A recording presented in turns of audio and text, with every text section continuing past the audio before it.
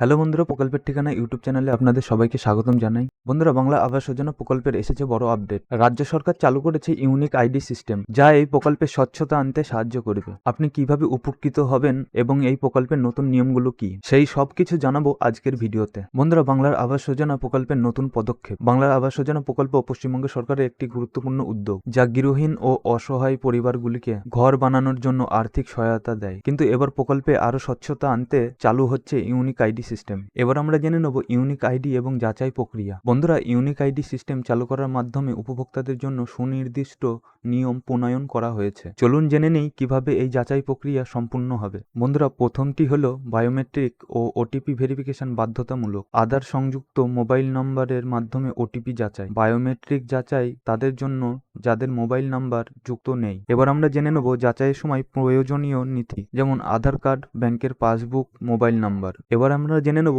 প্রথম কিস্তিতে আপনি কত টাকা পাবেন। এই প্রকল্পে রাজ্য সরকার প্রথম কিস্তিতে 12 লক্ষ উপভোক্তাদের 60,000 টাকা করে প্রদান করবে। দ্বিতীয় কিস্তিতেও সমপরিমাণ অর্থ দেওয়া হবে। মুখ্যমন্ত্রীর ঘোষণা অনুযায়ী 15 ডিসেম্বর থেকে টাকা ছাড়া শুরু হবে এবং 30 ডিসেম্বরের মধ্যে সম্পূর্ণ হবে। আবাস যোজনার তালিকা নিয়ে পূর্বে বিতর্ক হয়েছে, নাম বাদ পড়া এবং জালিয়াতি নিয়ে বিক্ষোভের ঘটনা ঘটেছে, কিন্তু এবার ইউনিক আইডি সিস্টেম চালু হওয়ায় এই সমস্যার সমাধান হবে বলে আশা করা যাচ্ছে। বিশেষজ্ঞদের মতে এই নতুন ব্যবস্থার মাধ্যমে প্রকল্পের স্বচ্ছতা ও কার্যকারিতা আরও বৃদ্ধি পাবে। বন্ধুরা, বাংলার আবাস যোজনা প্রকল্পের এই ইউনিক আইডি সিস্টেম সম্পর্কে এই তথ্যগুলো কেমন লাগলো? যদি এই প্রকল্পে আপনি উপকৃত হন তবে নিচে কমেন্টে জানান। ভিডিওটা যদি ভালো লাগে তাহলে লাইক করুন, শেয়ার করুন এবং চ্যানেলটিকে সাবস্ক্রাইব করতে ভুলবেন না। ধন্যবাদ।